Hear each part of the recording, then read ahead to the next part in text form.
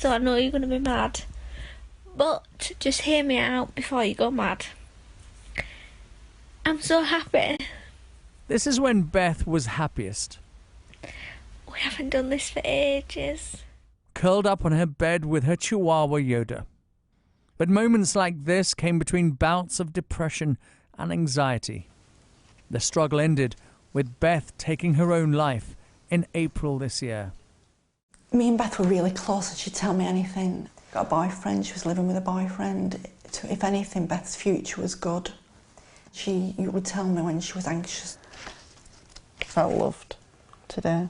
Slept well, less anxious. I didn't cry today. Karen has suffered 2 tragedies. Her husband Ian killed himself 4 years ago.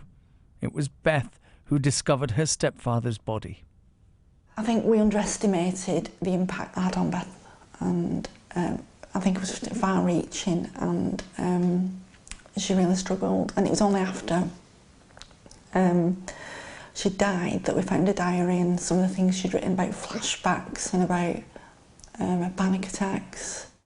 In 2018, some 6,500 suicides were registered in the UK. That's 686 more deaths than the previous year, an 11.8% increase. Men account for almost 3/4 of these deaths. And in recent years, the number of young women under 25 taking their own lives has increased. In 2012, there were 106 suicides, and in 2018, that had gone up to 188. You have to prioritise your mental health. This rise is all the more alarming, considering the efforts to destigmatise mental health.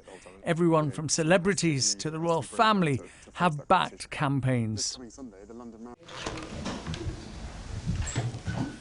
Professor Appleby leads the National Suicide Prevention Strategy for England. Well, in the last few years, the suicide rate has been falling. So we assumed that the greater openness about suicide was having a benefit, allowing people to come forward and seek help when they needed it. So it is a surprise that it's now gone up. And maybe that tells us that talking on its own isn't enough. The reasons behind suicide are never straightforward. Continuing to challenge attitudes will help. I refuse to give up. I refuse to give in. I'm saying one thing, let's talk about it, and yet as a mum, I don't want people to judge my daughter. If we can save one life, if somebody, by talking about it, it saves one young person, anybody, to feel that the only option is to die, it's just wrong, completely. Ashish Joshi, Sky News.